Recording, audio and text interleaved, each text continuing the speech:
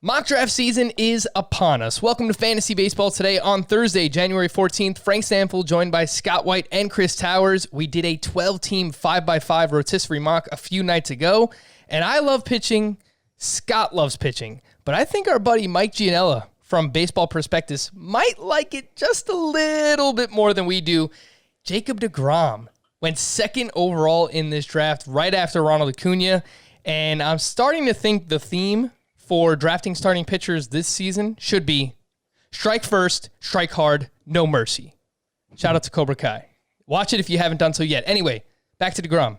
Second overall. Scott, what is the earliest you would be willing to take either deGrom or whoever your SP1 overall is? I think it might be Shane Bieber. But what is the earliest you would be willing to take a starting pitcher in a Roto draft this year? Well, in a Roto draft specifically, I would say the answer to that question is fifth.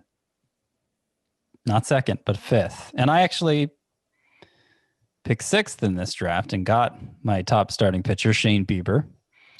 The only one who pushed Bieber down from fifth to sixth for me was deGrom going ahead of him.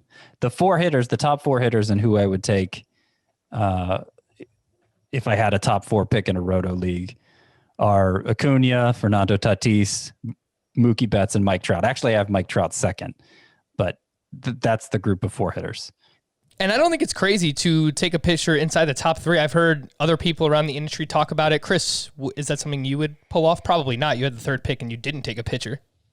No. I think that top four group of hitters, it just a bit more surety, if that's a word.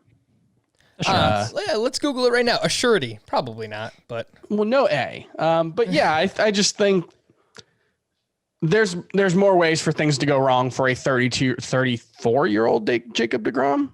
34? 33? Up there.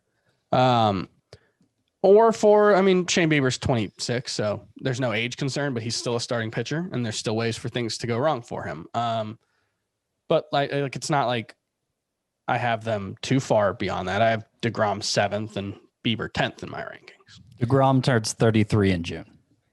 I will point out not even that old. That with deGrom, he's not really like other 32, 33-year-old pitchers that have been around because, and I've seen other people talk about this point as well, is that if you compare him to other pitchers in this age group, I think it's like the past 5 years, he has not thrown as many innings or pitches as those pitchers that are, I think it was like Clayton Kershaw, who's a similar age.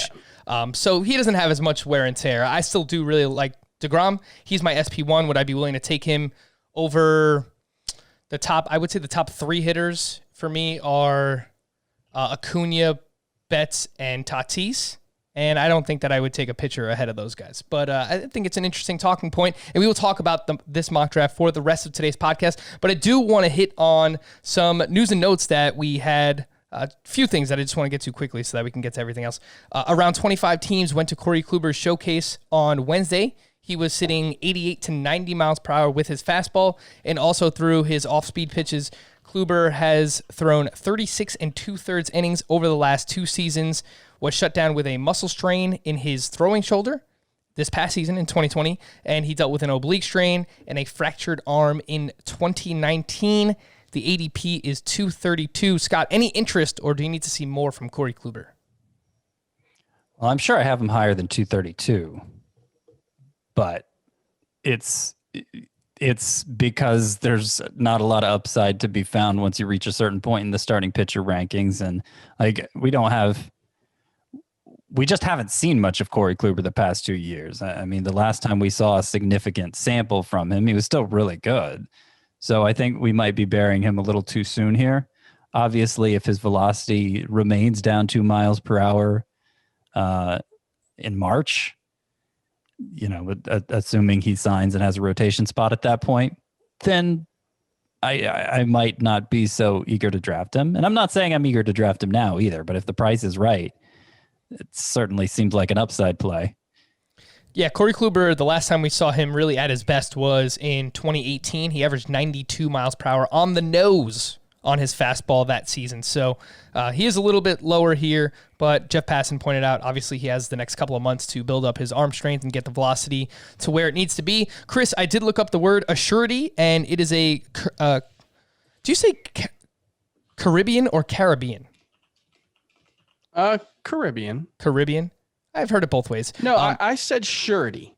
Surety. Not a surety. Oh, okay. And surety is a word. Okay. A person who takes. Oh, no, that's not what I. It's a noun. A person who takes responsibility for another person, another's performance of an undertaking. So it's like an underwriter, I guess. That was not the context in which I used it. I used it as a verb, maybe. I can't even remember the context. No, you said it's certainly not as a noun. You talked about it. Something DeGrom is not an assurity. I thought you said assurity. Anyway, assurity is a Caribbean dialect word meaning firm promise. So, all right, there you go. There you go. That's actually what I meant. Other news: Yoan Moncada felt the effects of COVID into November. Had this to say: "Quote: The symptoms, the tiredness, the weakness I was feeling throughout the season lasted for a few weeks after the season ended." Moncada said, "Thank God I feel very good right now. I feel like I normally feel. I'm doing all my stuff right now. I feel like I'm in very good condition. I'm feeling strong." The ADP on Yoan Moncada is 88.3. Chris, you took him 76th overall in the mock draft in the 7th round. So I guess you're feeling pretty good. You actually took both COVID guys. You took Yoan Moncada and who was it? Austin Meadows. Yeah, and the thing that's going to be really tough about this is you did have guys like Freddie Freeman or AJ Pollock actually was one of the guys who tested positive for COVID. DJ LeMahieu, Salvador Perez, some guys who had arguably the best seasons of their careers, or in AJ Pollock's case, at least a nice bounce back season. And that kind of works against the hypothesis that this explains some of the bad seasons that we saw from, maybe a guy like Moncada or a guy like Charlie Blackmon or, Scott Kingery is another one who talked about the fatigue that, that he dealt with. But it's not going to be the same for everyone. And I think that's going to be important to remember, is that like all illnesses, it impacted everyone differently. And just because Freddie Freeman, who was dealing with, apparently pretty significant symptoms when he had the illness in the preseason, just because, he seemed to not have any issues doesn't necessarily mean that it didn't impact others in a way that we can, kind of discount their struggles. And so for Moncada, because he has talked about it, he's talking about it now, but he talked about it in season as well. That does make me, give him a little benefit of the doubt. And I appreciate the consistency because I know that you were in on him last year as well. So if you're willing to throw out 2020 because of COVID, then it does make sense for you to be back on him here in 2021. The Padres are doing background work on Masahiro Tanaka. The Padres pitching coach is Larry Rothschild, who was with the Yankees until 2019. So obviously he has a relationship with Tanaka. That's something to watch. And lots of talk about starting pitcher workload on this podcast, previous podcasts. We're going to continue to talk about it leading up to the season.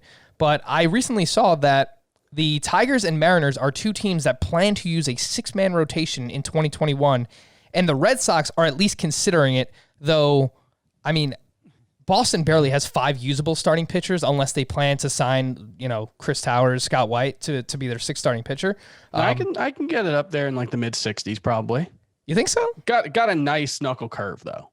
The knuckleball is so hard to throw. My dad tried to teach it to me when I was younger. It is so actually hard. My changeup, probably the best pitch in the arsenal is the changeup. Yeah, that's basically a little circle change. That's basically your fastball, right? Changeup.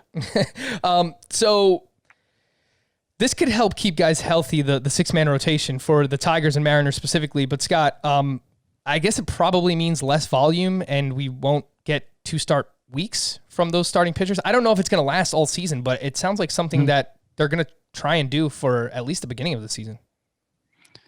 It didn't get a lot of attention, maybe just because there was so much else going on or because the pitchers weren't very good. But the Mariners stuck with this pretty much all last season, too. They were consistent about... They were as consistent as I've ever seen a team be with the 6-man rotation. So it doesn't surprise me that they're planning to do that again.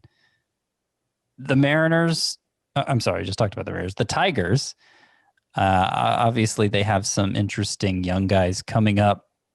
Tarek Skubal in particular looks like he could be a contributor in fantasy this year. I expect to see Matt Manning at some point this season. He's the third guy, the one we didn't see in the majors last year. And of course, Casey Mize, who still has a lot to prove. I don't know either if they would really stick with it all year. Eventually some of those pitchers are going to go down because some pitchers always go down. They definitely wouldn't stick with it. Yeah, they definitely wouldn't stick with it for the whole season just because you're not going to keep 6 pitchers healthy all season. Yeah. But it wouldn't surprise me if we saw more of this. I just, this is something I said in the last podcast, but I'll reiterate it. A good 150 innings has never been more valuable in fantasy baseball than this era. And that'll probably be more true than ever in 2020. Yep. And that led me to, we were talking about Tristan McKenzie is, I want to load up my bench with just a bunch of high upside starting pitchers that maybe we have concerns over their workload, but when they're on the mound, they're going to be really good. So those are some of the names that I would be looking at. And I don't know if I mentioned this the other day. I probably should have, but I saw a report that the Brewers plan to increase their starting pitchers' workload by 100 innings tacked on to whatever they did in 2020. So based on that, someone like Corbin Burns pitched 59 2/3 in 2020. That means we should expect around 160 innings for 2021, which seems optimistic, but if Burns gives you 160, he could potentially be really good in those 160. So keep that in mind as well. Part of the problem with Burns is he hasn't thrown, because he's been in, that bullpen role the last couple of years. He hasn't thrown more than 116 innings since 2017. And that's what it's not necessarily because he can't. Right. He threw 38 innings in 2018, but all of them as a reliever after starting in the minors. So, it's kind of tough to know what to make of that. The Astros signed Pedro Baez, reliever, to a 2-year deal. I assume Ryan Presley's job as the closer is still safe, but I will just note, apparently they were in on Liam Hendricks. So I don't know how safe Ryan Presley's job is because they signed another reliever. They were looking into other, potential closers, and there's still a chance they could sign someone. The offseason's not over yet. So we'll pay attention to that, but I assume Presley is the guy for now. Promote a few things. The divisional round of the NFL playoffs is here. Watch the defending Super Bowl champion Kansas City Chiefs host the Cleveland Browns this Sunday, January 17th on CBS and CBS All Access at 3 p.m. Eastern Time. Should be an awesome game with Patrick Mahomes going up against Baker Mayfield in that awesome running attack for the Cleveland Browns. If you want all of our fantasy baseball content at CBS delivered right to your inbox for free, make sure you sign up for our Fantasy Baseball Today newsletter. Head over to cbssports.com/newsletters. You can find all of the CBS newsletters there. There's one for HQ where they send out betting picks every day for free. And Chris, of course, writes the Fantasy Football Today newsletter, which you can sign up for there as well. Roto Mock Draft. This is what we did the other night. 5x5, traditional, batting average, 12 teams, 2 catchers, middle infielder, corner infielder, 5 outfielders, and 9 pitcher spots. Participants included George Kurtz, Mike Gianella, mentioned him earlier, Zach Steinhorn, Micah Henry, Chris Mitchell, Dan Gilbert, Matt Williams from Roto Fanatic. We had him on this podcast as well. Tim McLeod, buddy Al Melchior, and then, of course, who? Yeah. Never heard of him. No, I don't know that guy. And then Chris Scott and myself, of course. The link to the draft, by the way, is in our podcast and YouTube description. So if you're watching, if you're following along, if you're listening, you can look at the results. You can pull those up while we're talking about them here on the podcast. The first round, mention what happened with Jacob deGrom. He went 2nd overall. Now, when I was making the rundown for this, I think that there was a very clear top 9 players in Roto. And of course, right before we started, Chris was like, nah, I have Jose Ramirez and Yelich this high, so this is going to be interesting to talk about. But those, the top 9 that I consider a consensus top 9, those were the ones drafted in the top 9 in this draft. In order, Ronald Acuna, Jacob deGrom, Mookie Betts, Fernando Tatis Jr. went to Chris. Mike Trout went 5th overall. Shane Bieber went to Scott. Then Garrett Cole, Juan Soto, Trey Turner. I think that's a very clear top 9, in my opinion. Well, before we get into that, it was weird to see Mike Trout go 5th overall. The steals the past couple seasons have gone from 24 to 11 to 1 this past year. And also from 2017 to 2019, he missed an average of 32.7 games. So it's not like he's the model of health. Scott, is it weird to see Trout go 5th overall? Well, of course it's weird because we've never seen it. I don't even think going into his sophomore season, he was going as late as 5th overall. Is it okay? Is it okay for that to happen in a draft this year, in a Roto draft? Well, apparently so. I'm a little surprised so many people are so comfortable with it, especially since we've seen his steals totals kind of go up and down over the course of his career. There was a stretch earlier in his career where it looked like he was done running, and then he came surging back with stolen bases. Given the demand for steals and the need to fill that category fairly early, I understand. But as I mentioned earlier, he's second in my personal Roto rankings. Because Mookie Betts, his steals have kind of been up and down too. And Fernando Tatis just doesn't have, he has yet to put together a full season of stud numbers. So he's not nearly as proven as these other guys, and is deserving of some skepticism because of that. So I get it, but I'm not doing it myself, I guess.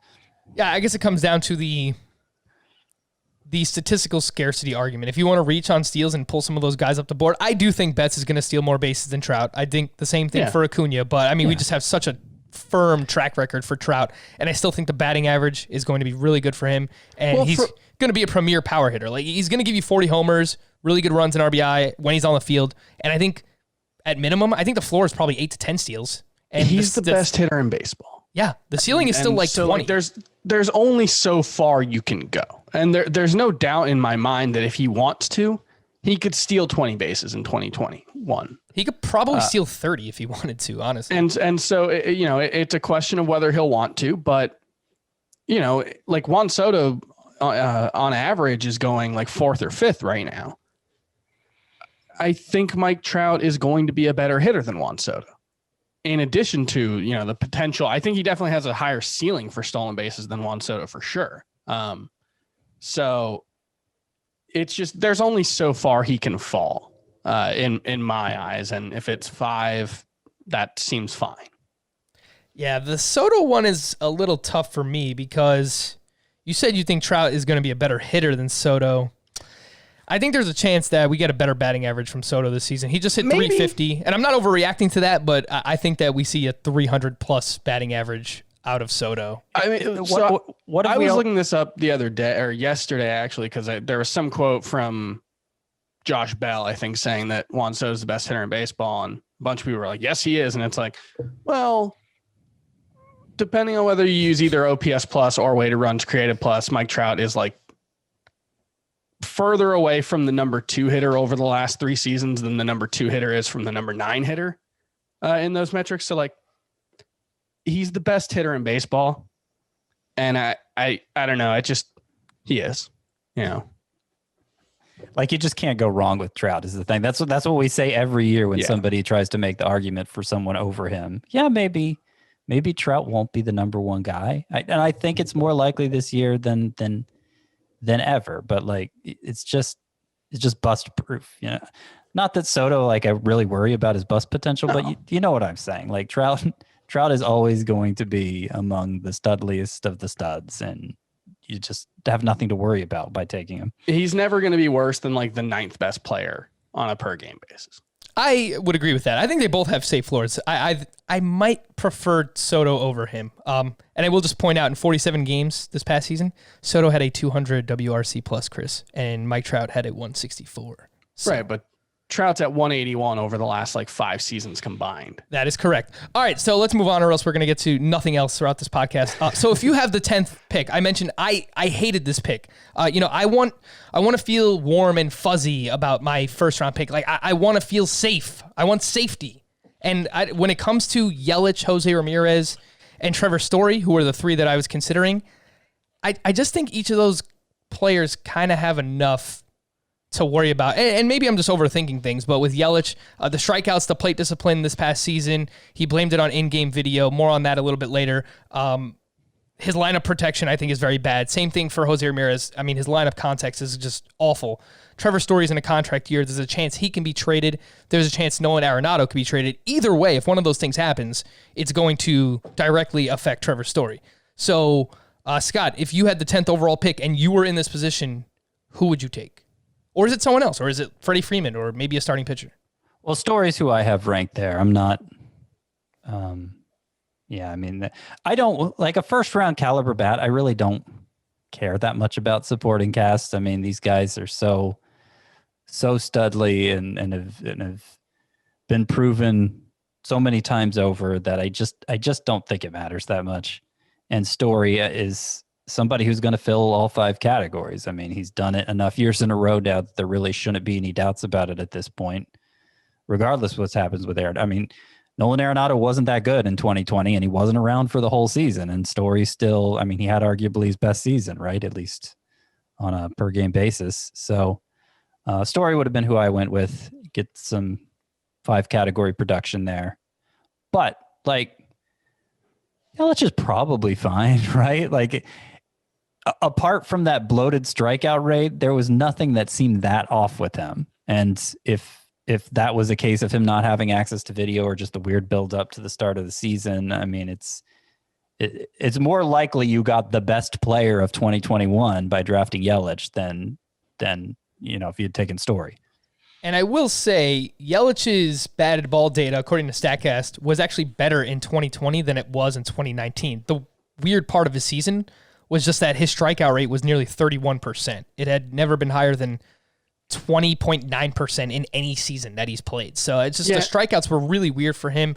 The plate discipline in general, Chris, it was not what we're used to seeing from Yelich. He was very passive. His swing rate was down. He wasn't making as much contact in the zone. I don't know if it was just like the quick ramp up where he just couldn't get up to speed.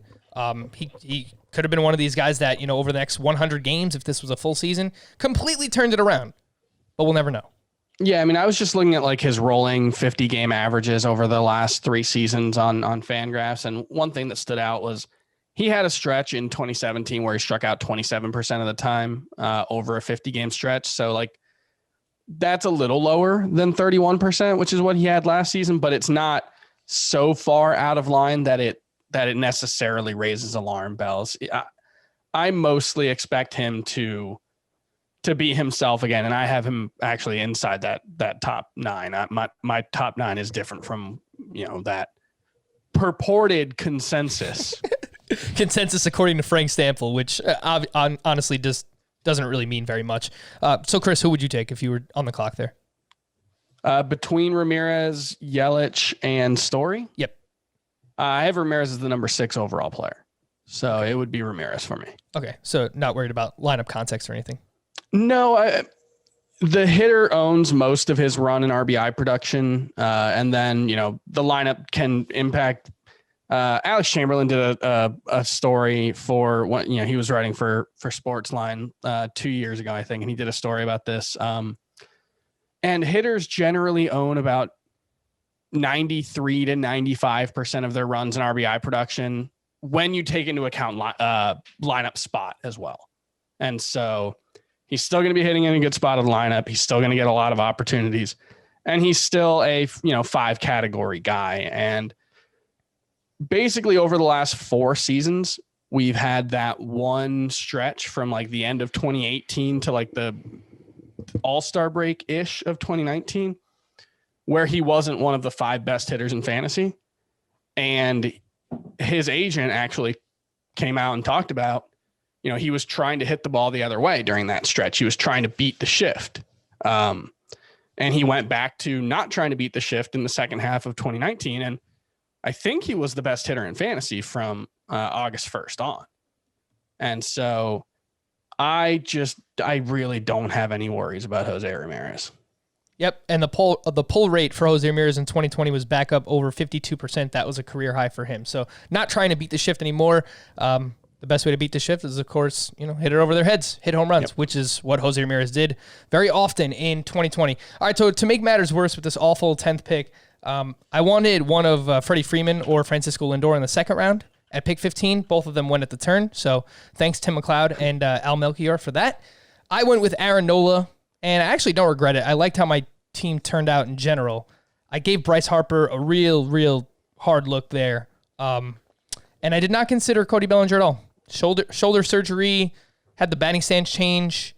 I need to see it in spring before I invest in Cody Bellinger that early. Scott, you also passed on Cody Bellinger in the second round. You took Trevor Bauer ahead of him. So is that just you sticking to wanting pitching, or is that you fading Cody Bellinger as well in the second round? A little of both, maybe. Mostly I was testing to see what it would be like to start a Roto draft pitcher, especially since Bauer, to me, he's pretty clearly the number 4 guy after the obvious top 3 of Bieber, DeGrom, and Cole in some order.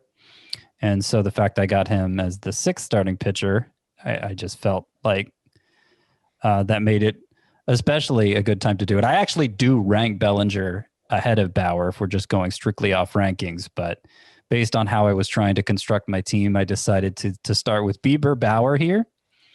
And like you, I really like the way this team turned out. Now, it was kind of one of the easiest drafts I've ever done because there were so many departures from my own rankings. I don't know how in line my rankings are with consensus right now. I don't know how in line this draft was with consensus, but it seemed like there were enough kind of, to me, what stuck out as oddball picks that with virtually every pick I made, it seemed like, okay, this is obviously the guy to take. And it's just so rare to have a draft like that it's hard not to come away feeling good when it's over. So I started pitcher, and then I didn't take another pitcher until round 7. But I still ended up with like 5 of my top 40, maybe even 5 of my top 35. So yeah, I really like the way my pitching turned out here. And I think, even if Bauer turns back into a pumpkin, I think I have the depth to account for that. But, I'm not really expecting him to either. Yeah, they'll still have Pine Tar. Yeah, like if he, because, the reports of that practice being so widespread, and unless they're going to come down on these pitchers for doing that, I don't see why Bauer would change his approach if that is the reason why he picked up so much spin on his pitches. And I think it's reasonable to think that. Saris wrote a great article on The Athletic about how 99% of pitchers in baseball are using some kind of substance on their hands to get a better grip, affect their spin rate, whatever it might be. So I guess for a long time for Bauer, it was, if you can't beat him, join him. And I don't see why. It should just be legal. I eventually they're probably, there's no way to enforce checking a pitcher between every inning, every pitch, whatever it might be. So that's what Eno Saris brought up, is that eventually they might just have to make some kind of substance legal in MLB. All right, so I mentioned I took Aaron Nola at 15. After that, in the second round, we saw Luis Castillo, Alex Bregman, which is a little bit earlier than ADP. And I will just say, Scott, I think the point you made about how confident you were in every pick, and that there were some picks that you noticed were just kind of like out of whack and, maybe not expected. I think that while we will have consensus, Fantasy Pros, NFBC, whatever you want to use, I think that this year more than ever, you're just going to see people do what they want.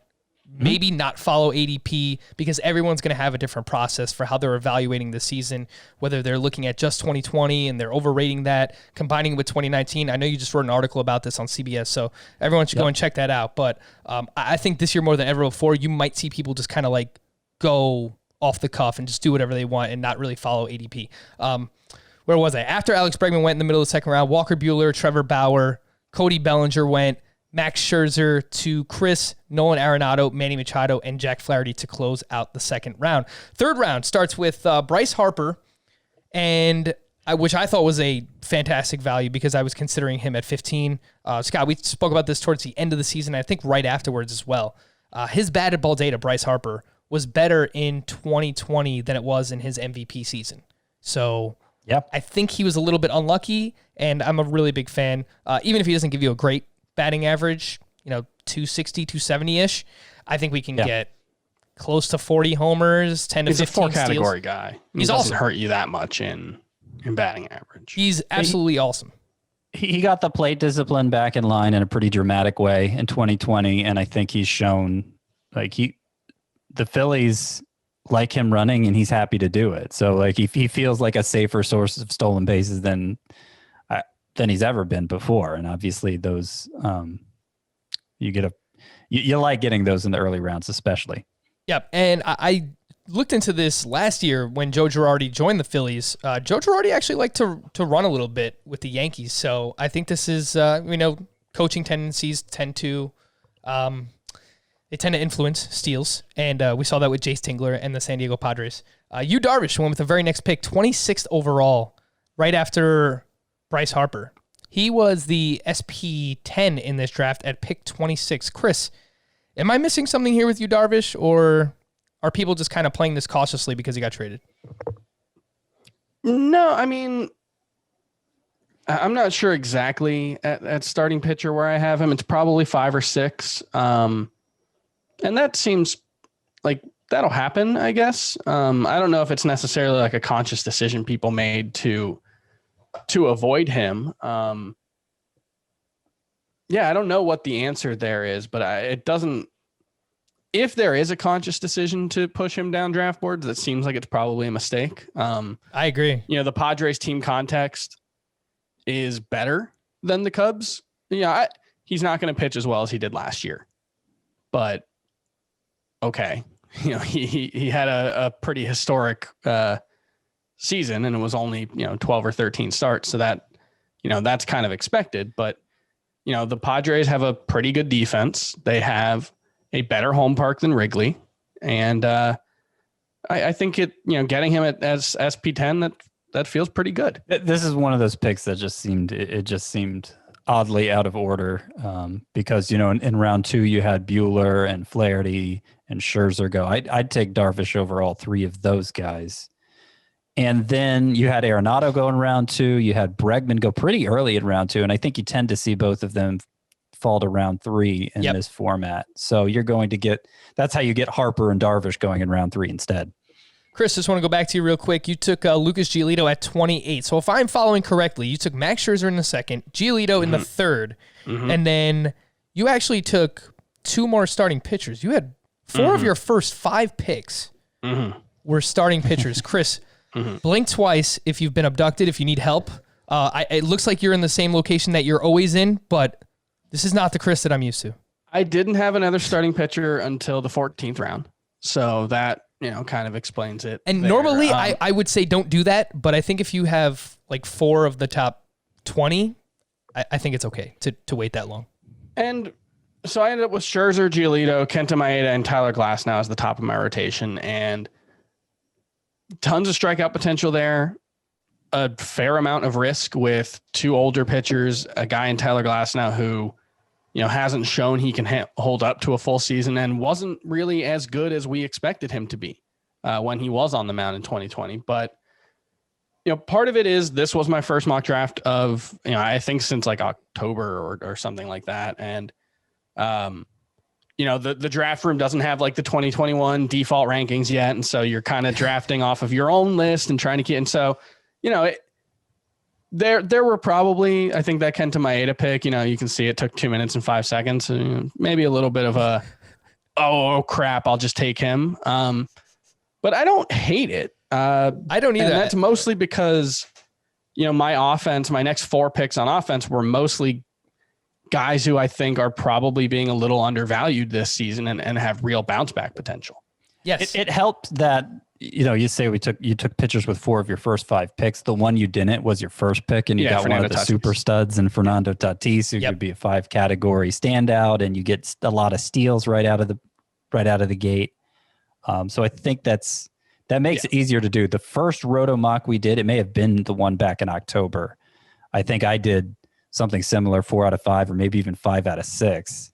And I wasn't as happy with the way it turned out, but I didn't get a hitter as good as Fernando Tatis in that stretch, I'm sure. Well, I think you guys are both kind of leading into the theme, and I'll highlight your next pick here, Scott, but you took Corey Seager in the 3rd round, and I'll just tell your next 3 picks. You took Seager in the 3rd, you took Rendon in the 4th, you took Tim Anderson in the 5th, and that's after starting with Shane Bieber and Trevor Bauer, and this is kind of the drum that I've been beating all offseason is that I think if there was ever a season to go with 2 starting pitchers to start your draft, it's this season, because we have so many concerns over pitchers in general, the workload, how good they're going to be. I mean, if you just anchor your staff with 2 of your top 10 guys, there is so much hitter value in rounds 3 through 10 this season that I'm kind of okay taking 2 starting pitchers to start. Did you like the way that your first kind of 5 picks worked out here, taking those 3 hitters after the first 2 pitchers? Yeah, for committing to pitcher at the start of the draft, I thought this couldn't have gone any better for me. Corey Seager in round 3. Okay, that's pretty much textbook. I love the value there. I think in a fair world, he's probably a second rounder, but there are just too many other more proven guys in that range that he gets pushed out. So I was happy to take him there. Rendon in round 4 seemed like a steal. I mean, he's kind of right there with Arenado and Bregman to me, where he's borderline second, third rounder. So to get him in the middle of round 4, I thought was awesome. Tim Anderson in round 5. Again, that seemed like a round too late. And then the next pick, you didn't mention him, Luke Voit in round 6. I mean, I'm expecting him to be, I don't know where his ADP is, but I was expecting him to be more of a 4th rounder. So it looks like 5th round is where he typically goes. But like, I don't plan to have much Luke Voit this year, but if you get him in the middle of round 6, particularly if you're behind the 8-ball power wise, like that just seems like an easy pick. I remember why I panicked on the Kenta Maeda pick, by the way. It was because Anthony Rendon got taken 2 picks before me. Yeah. And that was the guy I was going to take. Yep. Yeah. I think Rendon is one of the, I don't know if he's going to move up. It's kind of for the reasons you mentioned, Scott, with Seager, that there's other players who either provide steals, or there's pitchers being drafted ahead of him, or just flashier players in general that pushes Rendon down the board. And I just think he's a fantastic value. He's another one, part of the reason why I don't mind starting my draft with 2 starting pitchers this season. He's always relatively undervalued. Yeah. The last name I'll mention. Last year would be the one exception because he was a little disappointing, but it's not like he was bad. Yeah. Like, he still was not bad on a per game basis. The last one I'll mention is Jose Altuve went at pick 31. This is one of those where like things kind of look wacky because the ADP is 100.3 according to Fantasy Pros on Altuve. So I don't think we'll normally see him go that early, but you got to get your guys, right? Got to get you guys. All right, we're going to take a quick break. When we return, I will try to power through the rest of at least the next 3 or 4 rounds, and then we'll just kind of take a little bit of a recap of everyone's team. We'll do that here, Fantasy Baseball Today.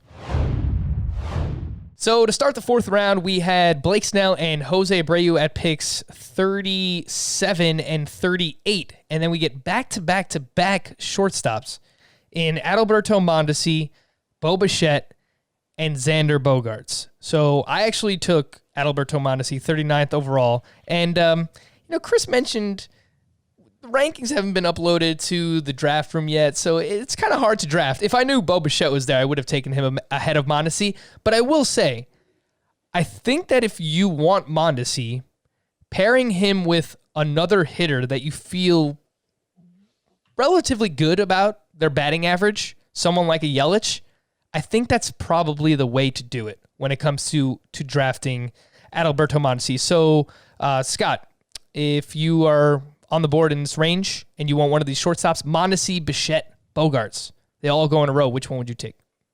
I actually would take Mondesi in this format, the 5x5 format where steals are critical, particularly if you don't have any steals yet. Now, you're probably getting some with Yelich. And I think you said in the draft room after this was over that you probably overdid it with steals in this draft. And I would agree looking at your team. But for somebody who doesn't have any steals yet in round 4, like Mondesi is probably more like a 3rd rounder in this format because he can carry you in that category without bearing you in some of the others. So I would take him over Bichette, depending on need, but in most circumstances, yes. And as that it was coming to my pick in the middle of round 4 and I saw Rendon was still there, I had Mondesi queued up right behind him until you took Mondesi a few picks ahead, and that made Rendon an even a more obvious choice for me.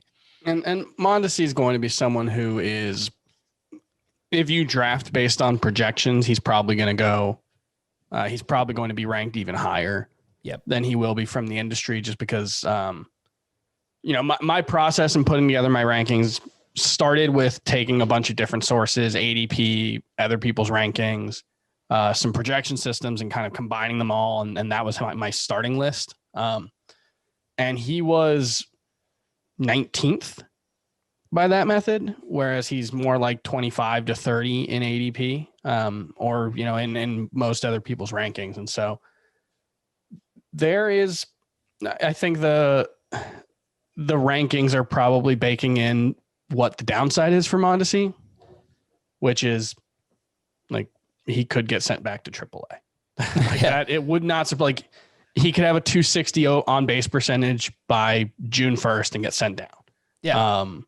You can kind of look at his 2020 season, Chris, as kind of a microcosm for rostering Adalberto Mondesi. His first month versus his second month, where he was dreadful in the first month. I believe he was hitting like sub 200, not walking, striking out a ton. And then that final month just goes off and steals a bunch of bases, hits a bunch of home runs. And that's who he's been. Yeah. Since really that breakout 2018. It's just been super, super inconsistent. Yeah. Is Mondesi a good hitter? I don't know. I don't think that I can answer that confidently. I mean, he's a 30% strikeout rate. He doesn't walk all that much. But what he does do, 24 steals, led baseball.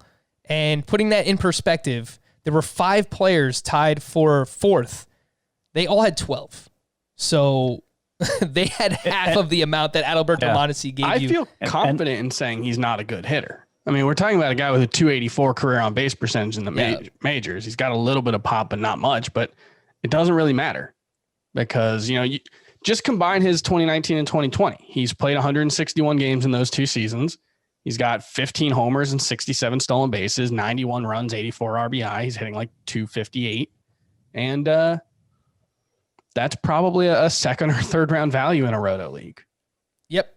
And that is the case with Adalberto Mondesi. I will just say the first month there's a chance that he struggled because he was coming back from shoulder surgery, which he had in 2019. So it usually takes people. The first time I believe he hasn't been hurt in at least the last 4 or 5 seasons. And it was the perfect time to draft him because it was a sprint. It was only 2 months where he needed to stay healthy, of course. The rest of the 4th round filled with just great hitters. So, again, kind of reinforces if you want to go pitching early. Starling Marte went in the 4th round. Rendon, we mentioned. Kyle Tucker, I thought was a really strong pick. Luis Robert and Whit Merrifield as well.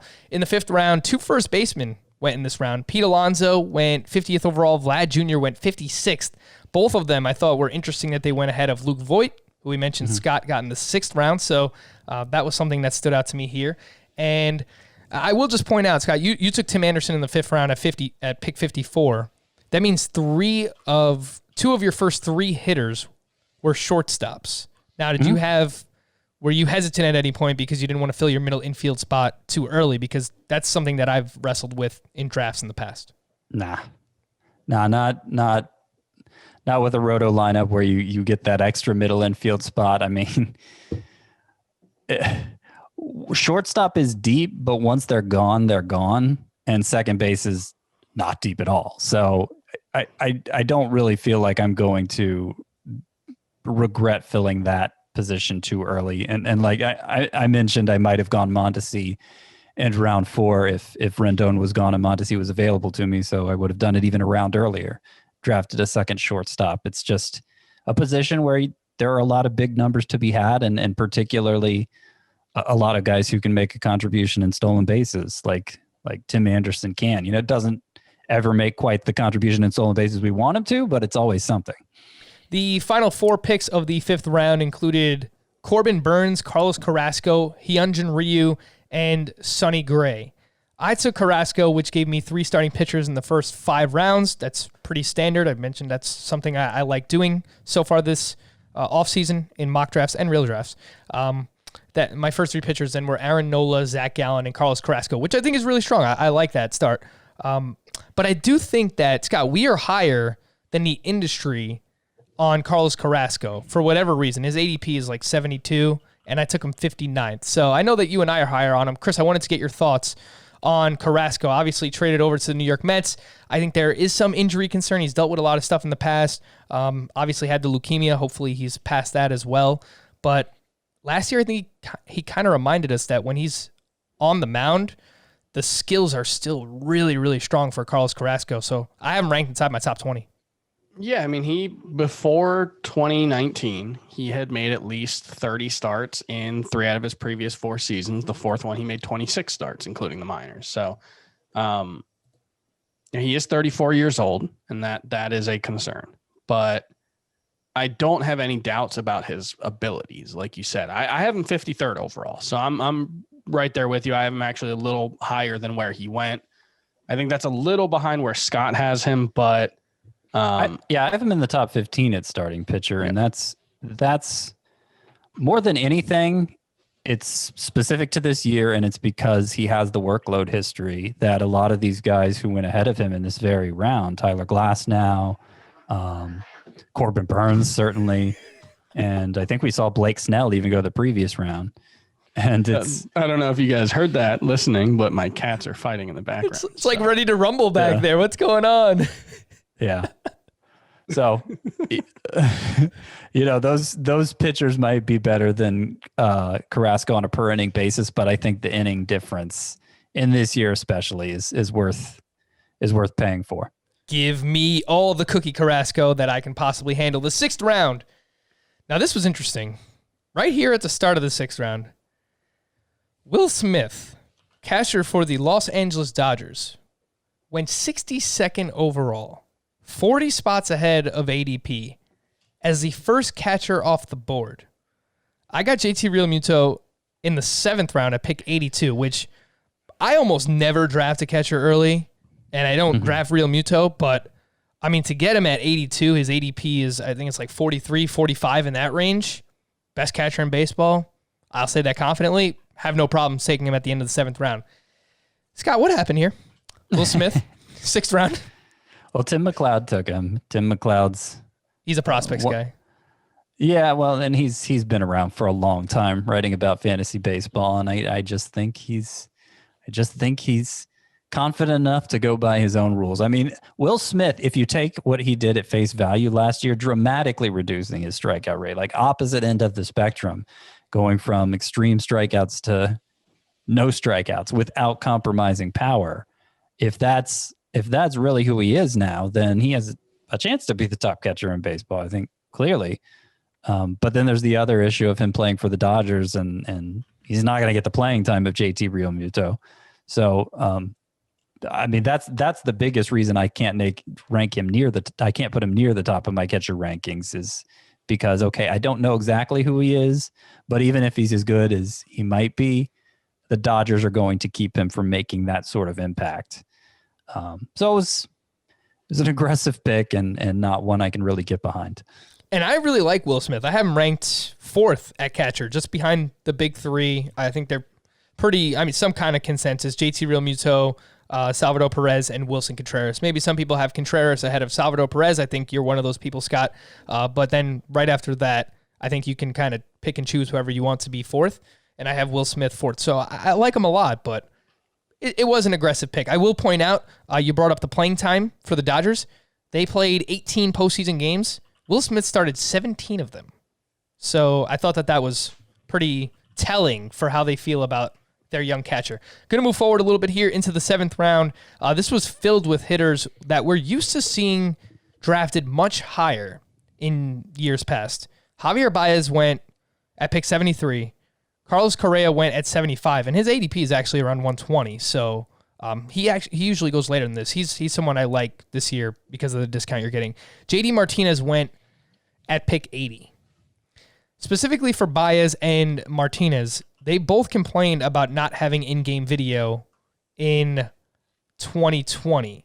And I did a little bit of digging, and I found this from a Ken Rosenthal article back in September. I haven't heard anybody talking about it, so I wanted to bring it up here on the podcast. The temporary ban on in-game video is a health and safety measure so players do not gather around the same video station. Players were given iPads, but those can be loaded with video only before and after games, not during them. MLB is expected in 2021 to introduce a system in which players can access video on those iPads during games, but with the signs edited out to prevent illegal sign stealing. So I haven't heard anyone talk about this. I guess we probably need some confirmation from MLB that they're actually going to put this rule in place.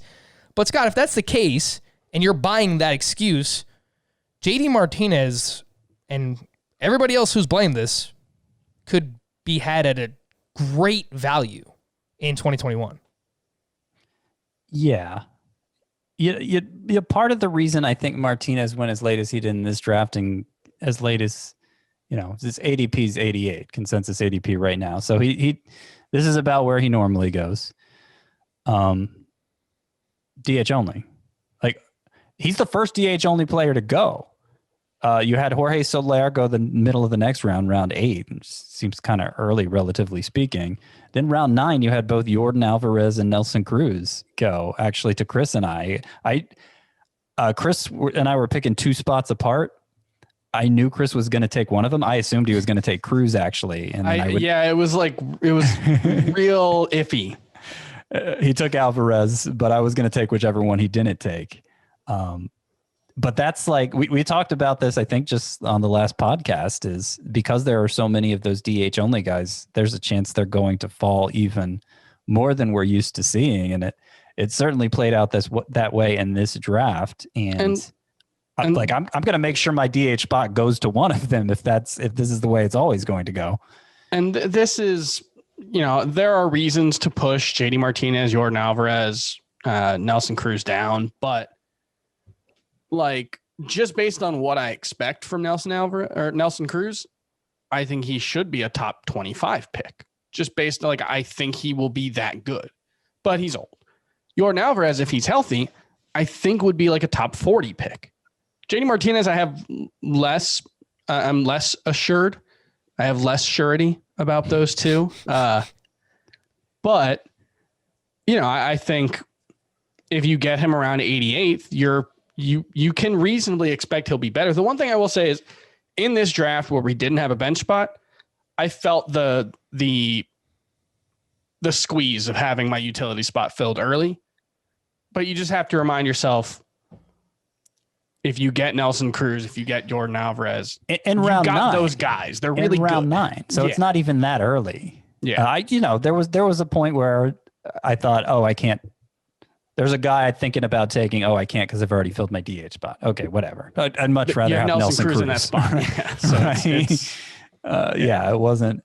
And even beyond that, you'd rather have Nelson Cruz than Josh Bell or Mike Moustakas or Alex Verdugo, the guys the hitters who went immediately after those two. Right.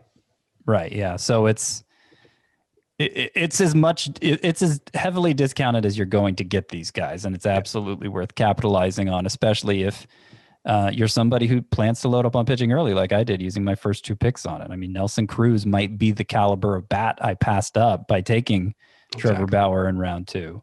So it's something worth doing. Just since I didn't address your point about the video, Frank, at all, I changed the subject for Martinez there.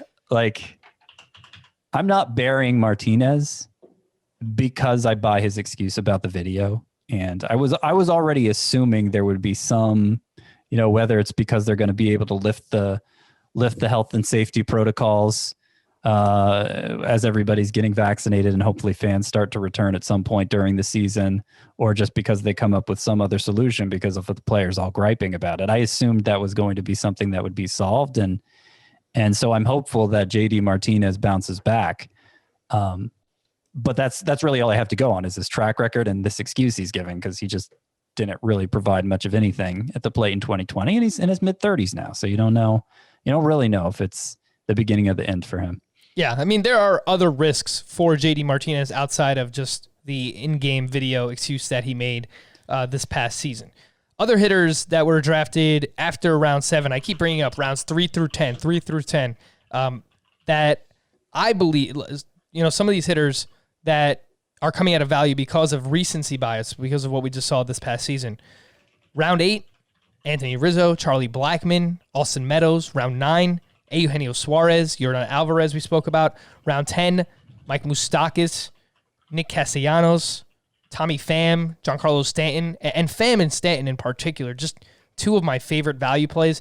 I don't know if you want them on the same team because, I mean, that's a lot of injury risk to take on, but I think Pham in a Roto league, probably like 20 homers, close to 20 steals.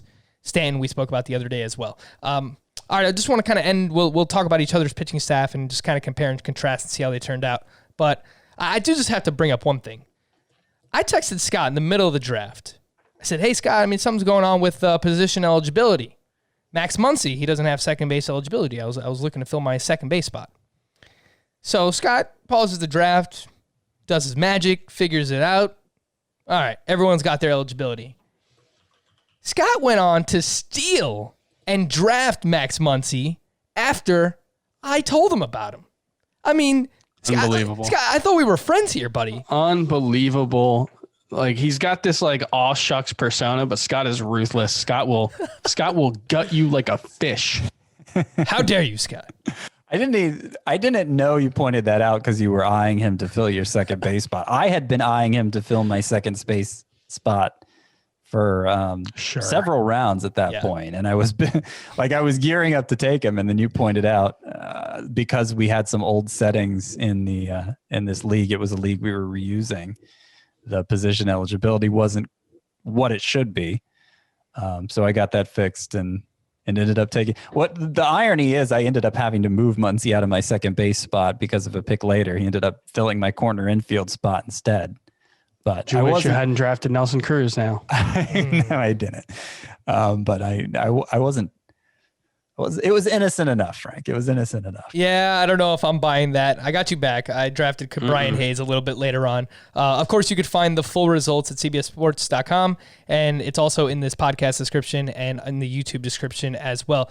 Going to run through each of our pitching stats real quick. It appears that Chris is completely punting saves because he only has Trevor Rosenthal as his only potential closer. But that's not completely punting saves, Frank. Close enough. It's Trevor Rosenthal. You can't get more of a sure thing than that. Yeah, he's an assurity if I've ever seen one. Lucas Giolito, Tyler Glasnow, Kenta Maeda, Max Scherzer. Those were your big four starting pitchers for your first 5-round picks, and you rounded that out with Marco Gonzalez. I do appreciate the consistency. I know you liked him last year. Herman Marquez. He's always good. Herman Marquez you wound up with.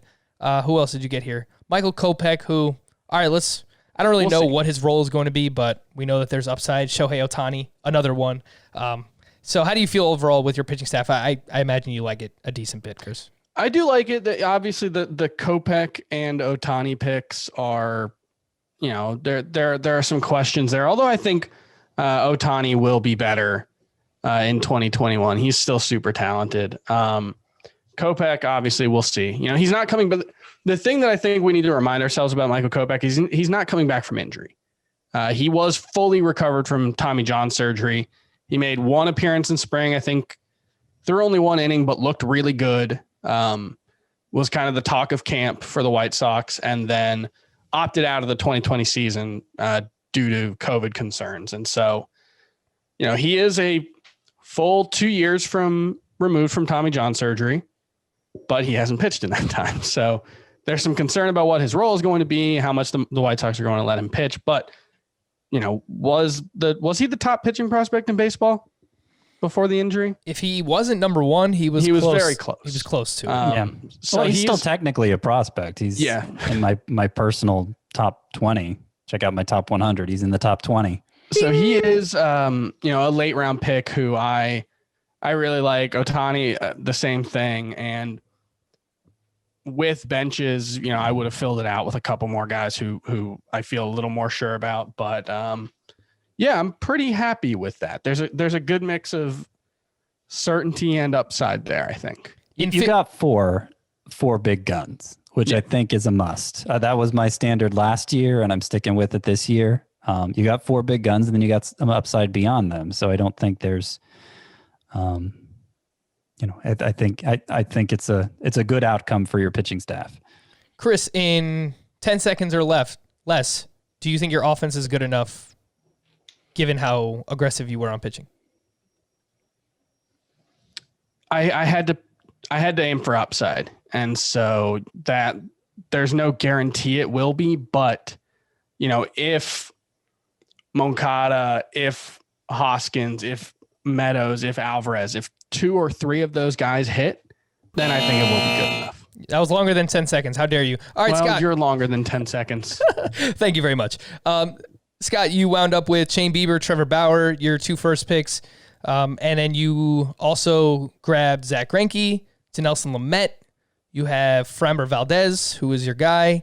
5 of my top 30 is what it ended up being. I said 5 of my top 40 earlier. It was actually 5 of my top 30, with Valdez being 30th. And you also got Sixto Sanchez late, who was someone that I was eyeing as well. I will just round 15. I got Sixto Sanchez. I'll compare this to mine real quick. So I just read off yours, and I think it's better, no doubt about it. But I wound up with 4 of my top 30, which I'm trying to make sure that I get this year. 3 of my top 20, and I had Nola, Gallen, Carrasco, Hendricks as that top 4.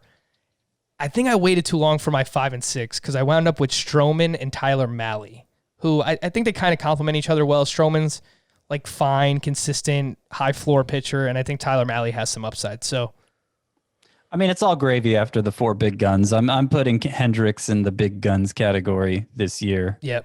I'm higher on him now than I ever have before, partly because he just keeps proving me wrong. So, and the workload's going to be there for him. So you got the 4 big guns. I think. Would you be okay with that pitching staff? Yeah, I'd be okay with it. I mean, I do like mine more. I think. Yeah. I like mine the best of the 3, but I don't look at any of our 3 pitching staffs and say, okay, you're going to have pitching problems. I think we all made sure to address that. And that's the most important thing to address in fantasy drafts these days. The last thing that I'll point out is what happens to your pitching staff if you don't take a starting pitcher until round 10. That's what happened with Micah Henry in this draft.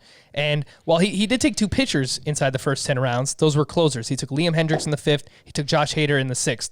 The way his pitching staff worked out, round 10 and on, he went with Dylan Bundy, Sandy Alcantara, Aaron Savale, Kevin Gausman, Tony Gonsolin, and Frankie Montas. So there is some upside there, but I mean, that's what you're looking at if you wait on starting pitcher this year. Is it bad? I mean, time will tell. I mean, 2 or 3 of those guys break out. Volume's going to be tough. Yeah. I think that's the biggest thing here is any of those guys could be pretty good, but who's going to throw 180 innings on that staff? That's where I think the biggest issue you run into is. And honestly, it could look worse.